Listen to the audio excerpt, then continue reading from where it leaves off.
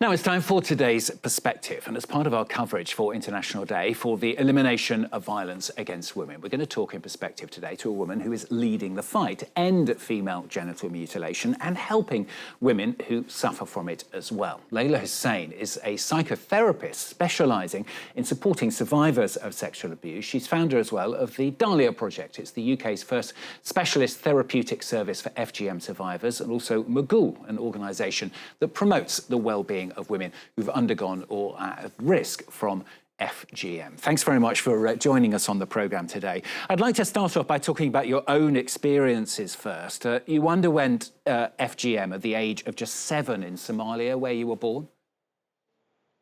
Yes, so just to give a bit of a context, I'm originally from Somalia, and sadly, I was subjected to this violence at the age of 7. And I think something that people need to, there's a misunderstanding that this happens to uneducated people. I come from a privileged background in Somalia, both parents educated, grandparents were educated. But again, I want to use the right language by calling it subjected to this violence. But it was seen as normal? Unfortunately, at the time, it was seen as the norm, but it was part of your identity, not just normal, but it was part of your identity. And you will not be considered to be part of society if you haven't been subjected to this. You can't be seen as someone who could be marriageable. I mean, I remember my first experience of going to school in Somalia for the first time.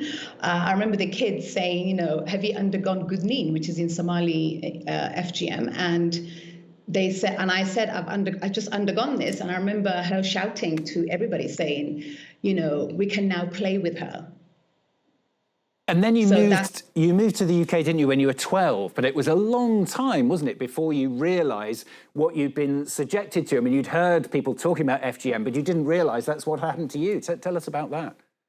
Yeah, so it really, for me, no one ever spoke about it. I mean, you can imagine, right? You know, a group of people you trust pin you down to a table, spread your legs apart, and violently cut parts of your body. No one speaks about it ever again. So for me, this really came to the surface when I gave birth to my daughter. It was during the pregnancy where I was having real difficulties, not necessarily physically, but really psychological flashbacks during that time. It was only a nurse who had real serious, who had training around this, who finally asked me when my daughter was 3 months, can I just check, Ms. Hussein, that you're obviously from this part of the world, can I just check you've undergone this violence? And my response was yes, but I didn't have the worst type.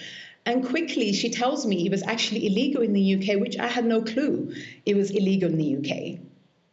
So how difficult has that been then to come to terms with? It's, I'm not going to lie to you. I mean, I grew up in Britain most of my life. Sadly, in Britain, I hardly knew about my body. So there's a whole question mark around our education system, because I didn't even know which part of my body that was supposed to be there, right? So that's one thing. I mean, you go through anger, frustration, and just being angry that you were left behind. Again, there was no support system in place, but just I think just now knowing that what I've experienced was violence and it was torture. I think, again, for me, reframing this is so important, and actually not being framed as a form of culture, because I think that's why there was so much silence around this, because people are scared to challenge cultures and traditions. And what's great, though, is that you've been able to turn it around. I mean, there's so many organisations you've been involved in. I've talked about the Dahlia Project. I talked as well about Magul. There's also the Girl Generation. Tell us what these all are and why you wanted to be a part of them and found them. Yeah, so the Girl Generation is actually a program founded by the UK, which is funded by the UK government. I'm currently the Global Advocacy Director based here in Nairobi, but we work in other African countries, including Ethiopia, Senegal, and Somaliland. I mean, the aim for us really is to really show the seriousness of this issue, for one, because we need to reframe the language, because, again, when we talk about this issue, we keep referring to it as practice. Clearly, what we are discussing is actually violence against children.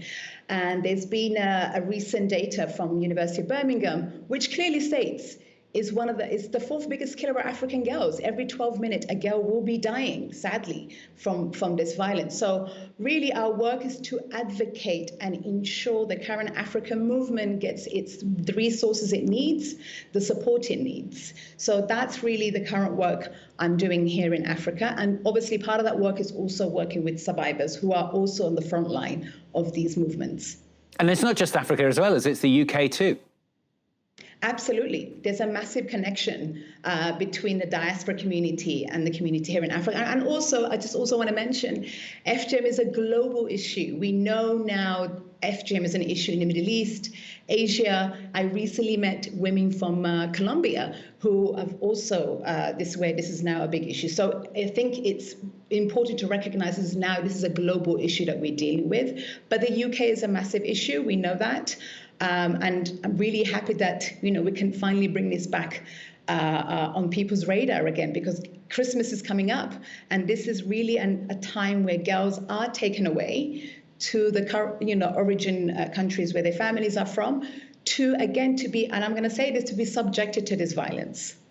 And you also help a lot of women, don't you, who have been subjected to the violence, presumably in emotional support is the crucial issue.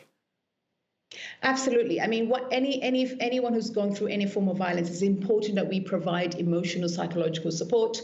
In the work that we're doing here with the girl generation, that's absolutely critical in terms of the work that we're doing, because again, the survivors like myself, we still don't exist in a world where this is even recognized as violence. So part of our emotional support work and to have that safe space is to recognize this.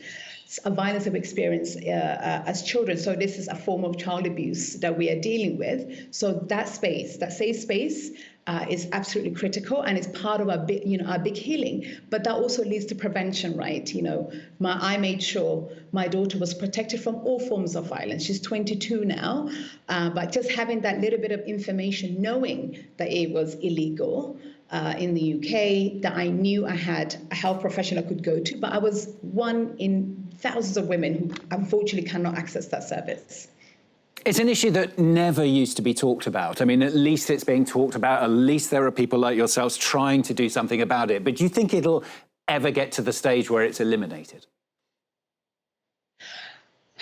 People ask me this question all the time. It's like asking, will rape ever be eliminated, right? FGM is, I hope it gets eliminated, but before I think we can even explore that idea, the system in place has to be changed. We need to have a better health system for women who've undergone FGM, better prevention systems, ongoing funding from government, better justice system. I mean, we know FGM is illegal everywhere in the world. The issue has been prosecution. Again, is what I said at the beginning. We need to reframe the language on how we address, because language has such an impact on how we deal with an issue. So if hopefully from today, anyone who hears me speaking recognizes this as violence, it's child abuse, and it's a form of sexual assault. Touching a child's genitalia is a form of sexual assault. You put a weapon to that, it's a serious sexual assault. So I'm hoping by beginning to reframe this now, we can deal with this differently, where we have a better justice system and a better health system. And I think then we can have the conversation, is this ever going to be eradicated? Because for me, I can't even think of that at the moment, because we can't even name it for what it is. Leyla Hussein, great to talk to you on the programme today. Thank you very much. Leyla Hussein then, as I mentioned, founder of the Dahlia Project, also Magul and the Girl Generation as well. Thanks for joining us on the programme. Thank you.